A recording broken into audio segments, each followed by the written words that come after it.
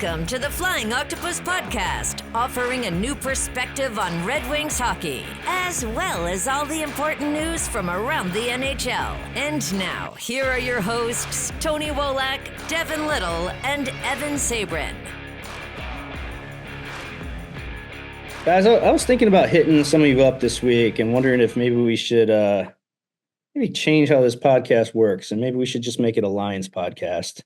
I feel like it's just been so much doom and gloom this season, and we need to talk about something upbeat. Thursday night's game with the Lions really changed it for us. They really picked it up after that bummer against Ottawa, which was another heartbreaking loss for the Red Wings, and it's kind of the trend that we've been seeing lately. Lions podcast, what do you guys think? Who's feeling the one pride right now? I'm in. Let's get our old friend Nolan Bianchi to join us. Have a good conversation. There's just so many better things to talk about there. Welcome to episode 13 of the Flying Octopus Podcast. Guys, Thanksgiving's over here. I hope you guys had a good one. I know I ate a ton of food and feel like crap for a couple of days, but all in all, it was great to spend some time with the family, and that's why we were off last week, but we are back. Before we get started, I'd like to mention where you can find us. You can find us on YouTube at The Flying Octopod. You can also find us on Twitter, Spotify, and iTunes, or wherever you get your podcasts. Guys, it's 25 games in, and it's getting to that point where where's this team heading? These last two losses were tough ones. I thought the team played a little bit better than they had in recent games, even from a defensive standpoint, and it was almost nice to see Husso not get lit up like a Christmas tree, seeing as we're heading into the holiday season. But guys, I would like to know what you saw first in these last two games. And Tony, let's start with you. What I kept coming back to was this team was playing to not make mistakes, and we could kind of see that with the low offensive output. It's frustrating. It is, because it's like, at this point, we shouldn't be playing for moral victories. And this, while the Red Wings aren't, a Stanley Cup contender, they certainly have more talent than their record indicates. And I don't know. I think something needs to change soon to kick these guys into overdrive, because what we're seeing on the ice, it's at least below my expectations for the season. Not that they were super high to begin with, but I just know there's more talent there than what we've seen this season, and especially over the last two games. But then again, Billy Husso has played pretty solid, so I guess that's a win, right? Is that the silver lining for us, Billy Husso playing good? Because that's another concern for me if that's our silver lining. Devin, by the look on your face, I'm very intrigued to hear what you say next. I don't disagree. Yeah, he's what? Third goalie on the depth chart, right? Yeah, if we're excited about the 3G playing well, then that means that there's not a whole lot happening good in front of him, right? I'm kind of torn with where I'm at with the Red Wings right now, because I feel like, obviously losses are not good, and there's a lot of reasons to kind of look at this team and think, like what Tony said, something needs to happen. Whether it's a big change, a small change, whatever. Status quo clearly isn't cutting it. Somehow, some way, something's got to change. But I also look at this team and I see good things where you want to see good things, and I see bad things where you kind of expect there to be bad things. And that's where I'm kind of torn, because at the end of the day, if you would have came to me at the beginning of the season and told me, hey, Lucas Raymond's going to look really good, Simon Edvinsson's going to look really good, Sebastian Costa is going to be lighting it up in Grand Rapids. You keep going down the list. Marco Kasper is going to look like a bona fide NHLer, but Ben Sherratt's going to look like Ben Sherratt. A lot of your veteran guys are going to not look so great. I'd say that's par for the course. That's kind of what I'm expecting.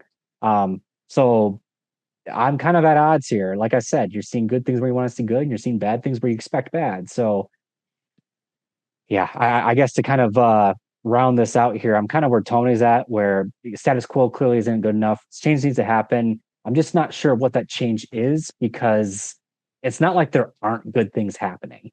For me, definitely the quarter pole hit the guys in the face. I think that's pretty evident that they just ran into the damn thing. We talked about the games as individual efforts a little more in depth earlier, and It is frustrating because there is so much good going on in terms of the penalty kill, in terms of the power play. You got a little more secondary scoring going on. While Gustafsson is clearly not working out, Johansson looks like he's going to be a solid NHLer.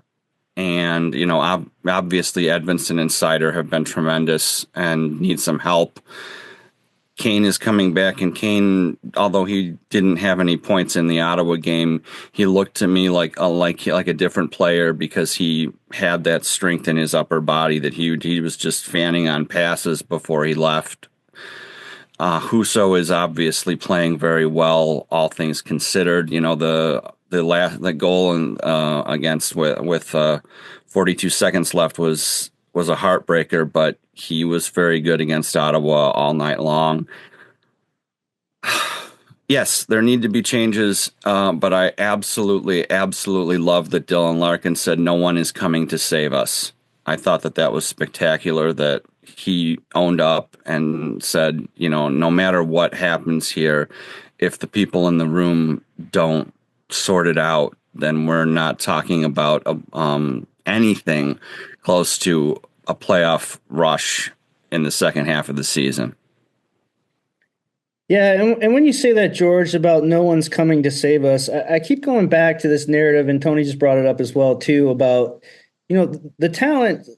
It seems like it's there, but there's something that's not working. Like, this offense is just not what it used to be. And I can't go ahead and say, it's not like the forward personnel is that much different when you talk about Daniel Sprong and Jonathan Berggren's the guy that comes in, or Perron's out and now Tarasenko's a guy in. Is it something about them not meshing, or does it come down to a talent level? And that's what I think the narrative is. We talk so much about when the Red Wings are struggling that the effort's not there, or they don't look like they care, or where's the fight and where's the passion?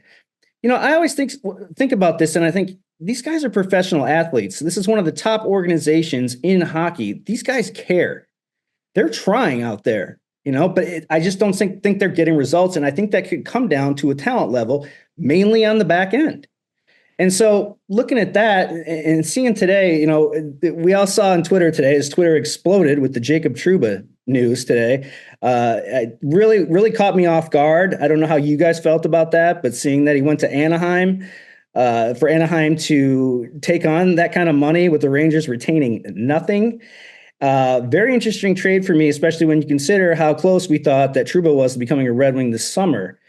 And it really popped out to me because we saw, as Emily Kaplan reported and Kevin Weeks reported, that the Red Wings had interest too. So my curiosity, Devin, is is Steve Yzerman still trying to add to this team? Is there enough optimism in this front office to think that there's something here, whether by adding someone like a Jacob Trouba or someone else down the road, that they can turn things around this season still?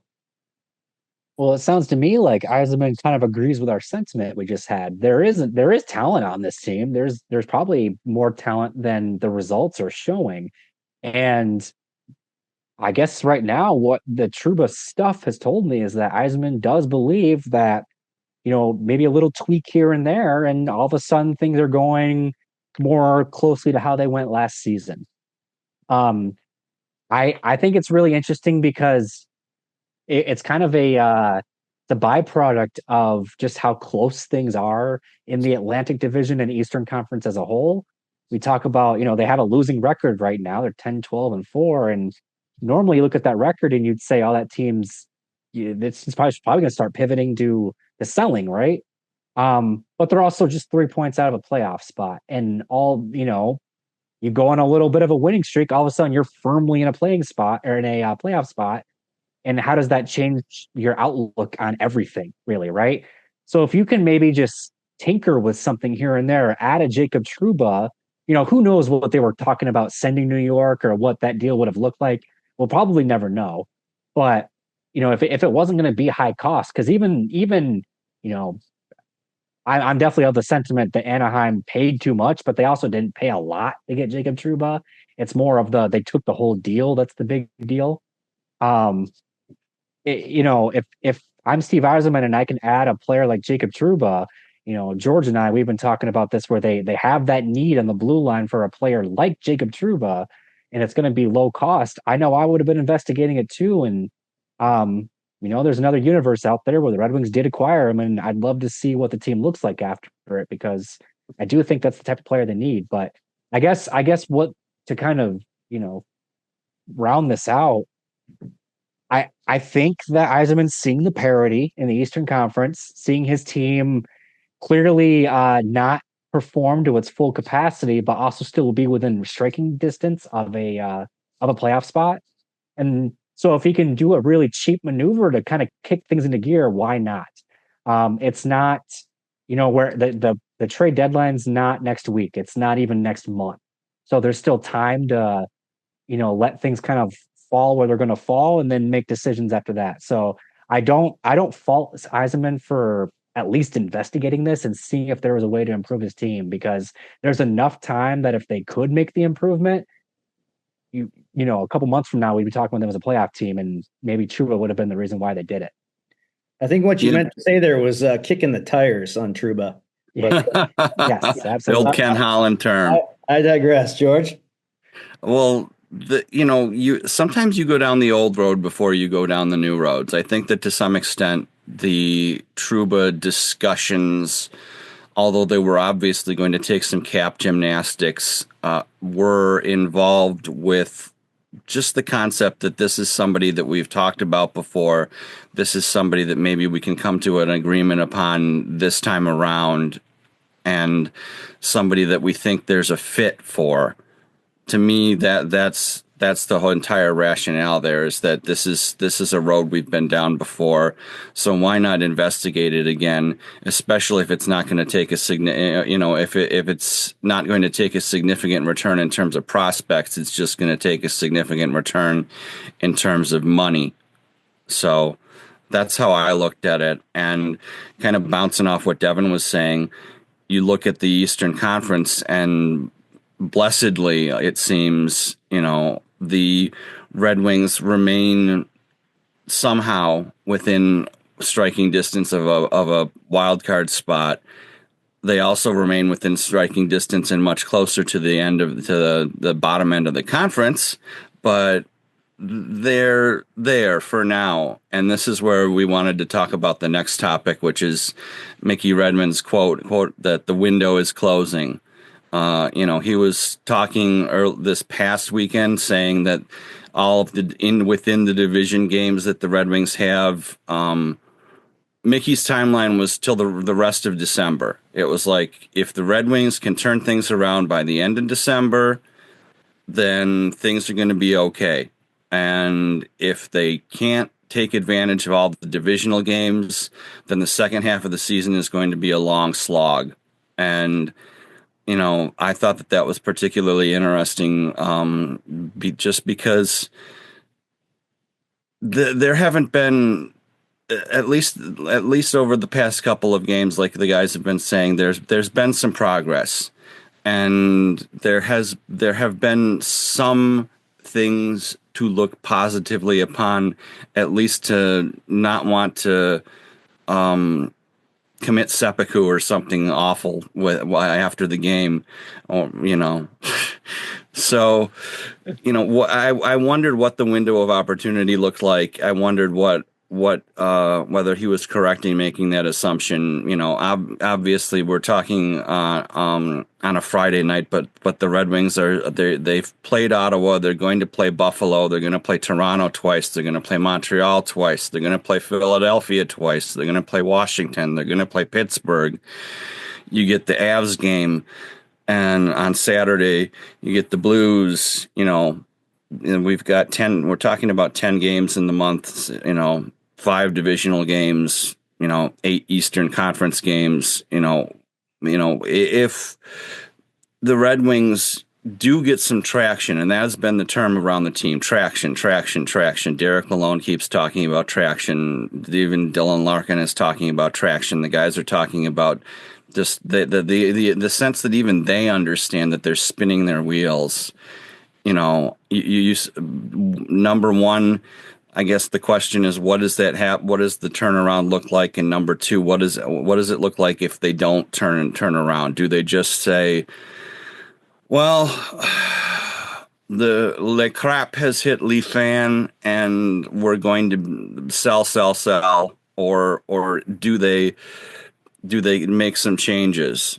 And again, I will reference the fourth period talking about the concept that the Red Wings needed to make a coaching change, but saying and multiple sources now are saying that the Red Wings will move out alone for Bugner, and then we've got Pagnotta suggesting that the Wings are going to make some roster changes, and Buccigross with they need 4 forwards, they need 2 defensemen, they need a foundational goalie, then they need a oil rig here and a solar charger over there, and that they need to they overhaul half the team. I don't know if they need to overhaul half the team to turn things around, but what does traction mean right now? It's an interesting term because, like, what are they trying to gain traction on? Is it Lolone's game plan, or is it just chemistry as a team? Because those two things can be like different. Like, they can be related, but they can be different. Like different points you're trying to reach. I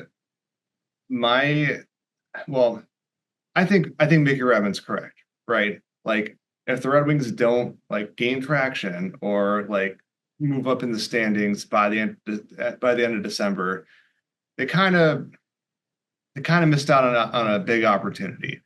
Making the playoffs after is still certainly possible. We saw last season that the Red Wings went on an excellent run starting in January after a tough December. But I don't know. To me, the date that I'm watching is the Sunday, December 15th. That's the first of 3 days off consecutively after playing the Leafs the Saturday night before.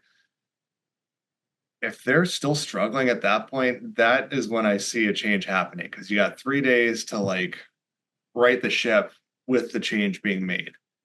And what I'm referring to in this circumstance is a coaching change or some sort of strategy change to unlock this team. Now, in general, I do think that this team looks so uncomfortable out there and just trying to play mistake free is because they feel like the shoe is about to drop, and they're not wrong for thinking that, but also should something happen, whether it's a coaching change or a player being moved in or out, back in the day, GMs would shake up their teams when they're going through a funk like this with a trade. It's just harder to do now because of the salary cap component of it. But moving a player out, moving a player in, just to say hey, none of I can make further changes if you guys don't pick it up. Whether they need to go that far, I don't know. But even if it's just sitting a player for a night, I know it's not gonna. For example, I on Thursday during the Ottawa game, I tweeted about the Red Wings sending Ben Sherrod a message because I'm getting frustrated with this play personally. There's too many penalties, too many careless penalties, too much time out of position. There's a debate about whether some things are his fault or his defensive partner's fault or the forward's fault. But I think if you're going to have a big role on this team, that you need to pick up the slack. And he just hasn't in any regard.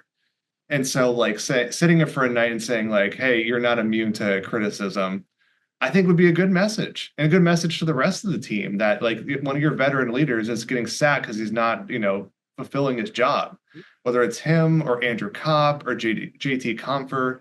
None of them have looked good. Andrew Kopp has looked absolutely awful this season. You can't be a defensive shutdown center, playing a dump and chase game if you're one of the slowest players on the ice. You're going to be highly ineffective.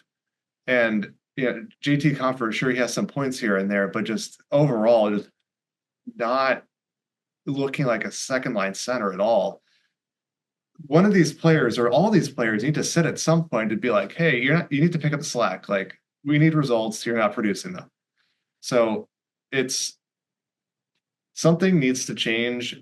And I'm really counting down towards that December 15th date to see if anything between now and then can kickstart this team. Because if they reach that point and nothing's changed, something's going to change. If I recall, there are just a couple of times that they don't play every other night. Between now and Christmas, there's the December 15th date, and then they go right back to, I think, 4 games in 6 nights, something like that. And then they have the Christmas break, and then they're right back to games every other night. And that's where this is maybe playing devil's advocate a bit. I wonder, because of the roster situation being maxed out, the cap situation being maxed out, almost if the Wings have been unfortunate in that they haven't had to deal with as many injuries as perhaps we thought over the course of the wear and tear of the regular season, because sometimes those injuries, if there's, and I'm. This is obviously a thought experiment, because God forbid anybody gets hurt. You don't want anybody to get hurt. That's a horrible thing, to wish ill upon anyone.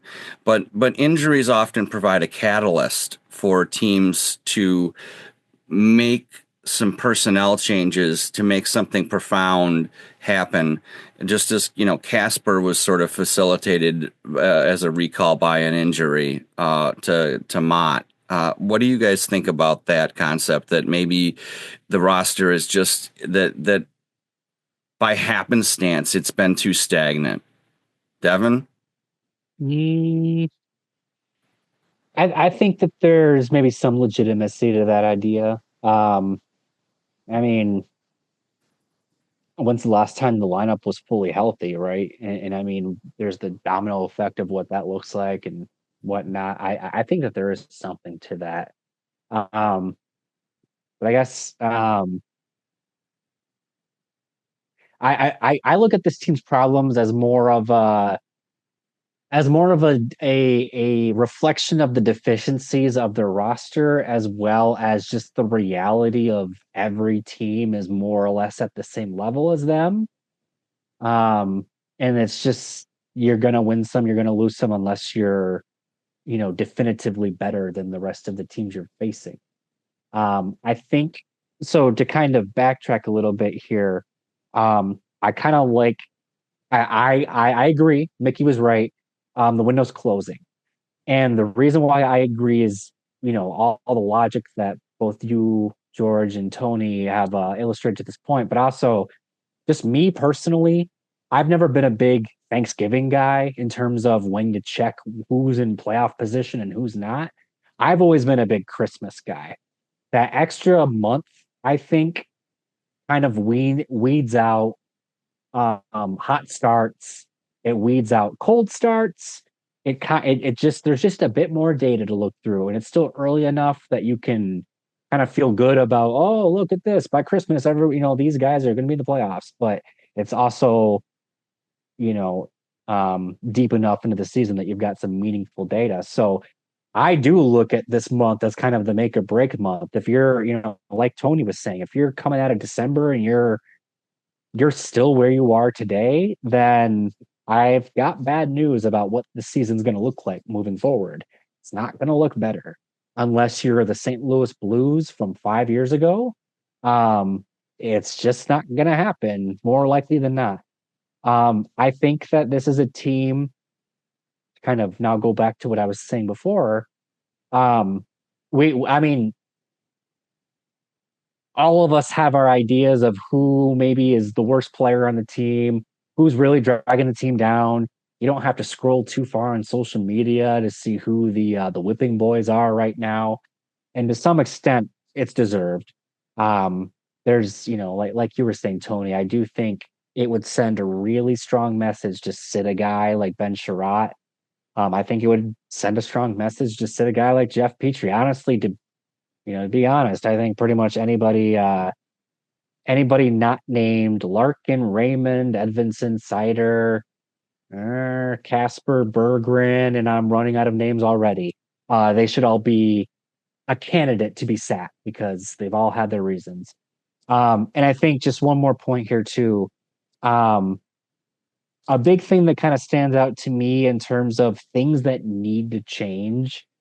I remember, it wasn't that long ago that Jeff Blashill was the head coach of the Detroit Red Wings, and everybody hated how much the Red Wings played dump and chase when he was coach. That was one of the big things people hated about Red Wings hockey under Jeff Blashill. And a big thing that stands out to me is watching Patrick Kane, of all players, play dump and chase right now as a member of the Detroit Red Wings. Patrick Kane is a possession player. He likes to play with the puck on his stick. He likes to do things. He likes to make things happen. He is not going to chase the puck. If he's dumping, he's hoping somebody else is going to chase the puck. So this is a team that's being taught dump and chase. And one thing they don't have chasers. Exactly. Yes. Without the speed. Yeah, exactly. Without the speed, without the forecheck. One thing I always say about the Carolina Hurricanes is that if you want to know what dump and chase looks like when it's actually executed correctly, watch the Hurricanes because they do it correctly. They have chasers. They dump and they chase. You can't do one without the other. I don't know if it's a matter of them going out and getting chasers or what, but as it is right now, when you have guys like Patrick Kane dumping the puck in and just hoping somebody goes and gets it, that's not possession hockey. That's not winning hockey. And we're seeing that on a nightly basis right now. Kind of jumping back to a point George made previously. You're right. There haven't been too many injuries. There's just been some players banged up here and there. What I keep coming back to with that is how awful this team looked without Dylan Larkin last season, and just really not wanting to see that again when they need to back up some wins. Like I'm hoping there's another wake up call that gets them out of bed. But they have been lucky in that regard, which it's a good thing. It just, you wish they did more with the health that they've had, generally speaking, this season. But it does, whether it's the lineup, whether it's the dump and chase strategy, whether it's just the attitude of the team, like, and not trying to beat a dead horse here, but we've seen Boston make a coaching change, we've seen St. Louis make a coaching change, we've seen Chicago make a coaching change. Like, what more needs to happen for the Red Wings to make a decision like that? Or what needs to be done to like take that off the table completely? Because like for me, it's, if this keeps happening, there's no reason why the Red Wings shouldn't try an interim coach for the rest of the season, whether it's Bob Bugner or someone else. I don't care. Like, something needs to change because what they're doing is just not working, and they're not deviating too much to make it work. Like the changes that I've seen lately have been like emphasizing defense even more at the expense of that the offense is like almost non-existent. Sure, you're giving up like less goals, but if it's at the expense of like any offense at all, like, what is the trade-off worth it? And for what it's worth, the penalty kill has been absolutely atrocious. They went 5 for 5 against Ottawa on Thursday night. So like, progress, maybe, I don't know. But if it continues to be atrocious, then like something's got to change. You can't be mediocre forever with there being, no changes. It's if things aren't clicking, try something else. I don't know. I feel like I'm banging my head against the wall with this, but like, if something happens to spark this team and they just go on a run, then like, sure, let alone finish out the season. We'll see how things end up and go from there in the off season. But you got to do something different. Yeah, I agree.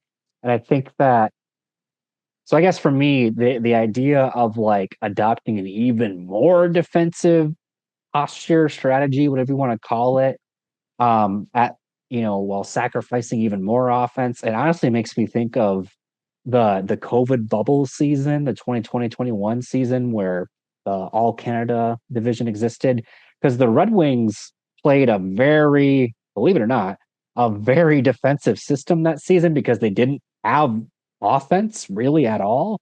Adam Ernie was the team leader in goals that season. I think he was tied with Philip Hronek or something like that. Because the team was pretty much just committed to minimizing disasters in their own zone and just trying to score when they could. And as much as that season is kind of part of the journey and you enjoy it looking back, it sucked watching it on a nightly basis, quite frankly. I don't want to watch that again. I don't think that's a way for this team forward. Especially with the talent that they have up front. They have offense. The offense today is way better than it was 3 years ago. That's not the right strategy. And then also to that point, I'm not against the idea of moving on from Derek Lalonde. I am against the idea of moving on from Derek Lalonde to just hand the keys to Bob Bugner, who is the mastermind behind the worst penalty kill we've seen in like 4 decades. If the idea is to improve the team, especially defensively, Bob Bugner's not done enough for me to think he's going to fix things. In fact, I think he's probably part of the problem right now. If you're firing Derek Lalonde, it's because you're bringing in a new head coach, bringing an outside perspective. I think that probably more so than anything else might be the most valuable thing for this team is an outside perspective. I think if you kind of just keep the people that are in-house right now, everyone's part of the problem one way or another. Some more than others for sure, but if you're going to fix the problem, sometimes you got to try something new, and making Bob Bugner the head coach would not be trying something new. It would just be applying a Band-Aid while the wound's just going to fester underneath it. And one thing to that point, forget which episode it was. On 32 Thoughts with Elliot Friedman, he was talking about just that, like bringing in a coach mid-season, and like while they don't change a ton right away, it's just that there is a fresh perspective. It's a new opportunity for players to like be themselves, be the player that they want to be on the ice, and like look for implement creativity in some regard, whether that's lineup changes or strategy changes, like just minor tweaks, but just things that say, hey, we're going to do this different because I see that you guys could benefit from this. And that in itself could do a lot for a team, even if it's just like a minor change. I agree completely that Bob Bugner definitely is one of those situations where it could be, do you want to make things better by part of the problem being there than part of the solution being selected? Everybody knows, or at least most people know, I have an 82-year-old aunt who has 2 new hips. We are about to hit the 8-month mark of her recovery period, which means everything is going to be healed and fine. She just had an echocardiogram. We're probably going to be putting a pacemaker in her. Long story long, she's old and kind of banged up, but she's also incredibly smart. And she likes to say, if nothing changes, nothing changes. That's simple. And I guess if you explode the Larkin quote, nobody is coming in here to help us, to some extent, you wonder, is he saying, dear God, please, somebody come in and help us? Because even if it's a small change, even if we're talking about changing the forecheck because there is none right now, even if we're talking about, continuing to work on the penalty kill and really fronting players and playing the man-on-man system that they're working on more, the man-on-man system that kind of has blown them out in overtime a couple of times with exchanges, blah, blah, blah, long story long, even a small change right now seems like it would be beneficial. And I don't know. Is it coaching? Do we talk about the Luke Richardson thing? Do we talk about Chicago being aggressive enough to say, "Whoa, we got to pull the chute here before we become irrelevant here in the Western Conference"? You know, the Blackhawks were at least definitive enough to do that, and this is the time of year when coaches get fired. You know, the NHL has whatever it is, pretty close to the shortest average tenure for an NHL coach, and whether that's a good thing or a bad thing, I don't know. But it tells you that, number one, there are a lot of coaching changes, but at the same time, number two, coaching changes kind of work here. You know, as the default. Control Alt Delete hard restart, you know, and I'm really wondering what you guys think about this as well. I've been kind of on that page for a while now, even when it was, you know, when other people weren't quite at that point yet. But I do think a change is necessary, and like, at least just. Well, Derek Lalonde's still the coach, and if he is the coach for the rest of the year, then so be it. But just try something different. Like when I was talking about sitting Ben Sherratt, like for a game, okay, I know the Red Wings defense isn't super strong. I know that they don't have a second pair defenseman just waiting in the wings to, you know, assume his role. Same goes for like JT Compher and Andrew Kopp. Like sit them for a game, like get them a reset. And remind them like what their jobs are. Like it's not like the Red Wings have that much depth behind them to fill these spots, but like do something to wake up this team and get them to play like the hockey that they're meant to play. And if it's still not working, then like it's not working. There's roster deficiencies, the coaching strategy is not right, but just like try something. And if that doesn't work, fine, try something else. Keep testing until you find like the optimal results. But if you're not testing, then like, what's the point? Like, get a new perspective. I love that you mentioned Andrew Kopp, which made me totally forget about Jay Fresh's speed charts that he put out this week that has Andrew Kopp as the 5th slowest forward in the NHL. I don't think that's something that's too ideal for a guy that you're paying that kind of money to, that you would expect it to be your number 2 center, right? So yeah, that was quite interesting to see. And another thing, Devin, I love when you bring up stuff like Adam Ernie led the Red Wings. If you ever get like that doom and gloom feeling like I get when I watch these games, there's I forget who it is. It's a certain person on Twitter that tweets out the lineups for like 5 or 6 years ago. Every time you see those, you instantly feel a bit like, whoa, that was really bad, you know? Yeah. when you look at those top 9 and like you instantly feel better. I mean, for me right now, it's like, if you had told me, and without watching any games, but you had told me through 25 games that Casper was up with the Red Wings and was looking spectacular, and Evansson, to me, guys, and you can agree or disagree with me, Evansson looks like he's going to be a superstar to me. I think he does. Maybe I'm, you know me, I'm not the most optimistic person, but what I see out of his game, I think his game this year, I think, has taken the next step, obviously, which is what the Red Wings needed. And he looks like he's going to be something special for this team for a long time. And if you had told me all this was happening and 25 games in, Red Wings are only 3 points out of a wild card spot, I'd say, not the worst. Yeah, they're taking time to gel. But then when you go inside and you look at in the games and you break down some of the games, you've got to look at the penalty kill and how scarily bad it is. The penalty kill is on pace to be one of the worst penalty kills in the history of the NHL since the 1980 Los Angeles Kings, at like 65% or something, and the Kings are 68 or something.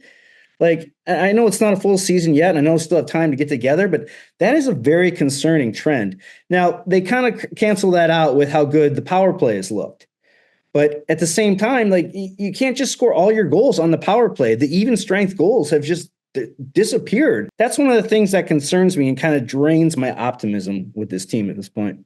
The more I've been thinking about it, number one, yes, Edvinson's stud. I don't know if he's going to be a superstar, but he's a stud defenseman for sure. It's been a lot of fun to watch him. And number two, again, the more I think about it, the more I like Tony's concept that after the Leaf game, it's going to be a Hockey Night in Canada game. There's going to be GM cam, which means that the CBC broadcast is going to have a dedicated camera on Steve Yzerman, and every goal against, they're not going to pivot to the crowd. They're going to pivot to the GM. Why they do that, I don't quite know, but it's very interesting, and we're going to see Steve on his phone. And do you want to see Steve on his phone after more goals against, or do you want to see Steve on his phone after more goals for? Therein lies the rub. Well, Devin pointed out quite conveniently last night about what Steve Yzerman was looking at while he was on his phone last night. Devin, what did you tweet out last night that I got a kick out of? He's probably just checking his fantasy football team. Probably had David Montgomery in his running back slot, or Jared Goff, or whoever. Yeah, he was definitely not working the phones or kicking the tires. He was all in on David Montgomery, and he was going against Josh Jacobs, and he was freaked out. So, no, that was I got a kick out of that one last night.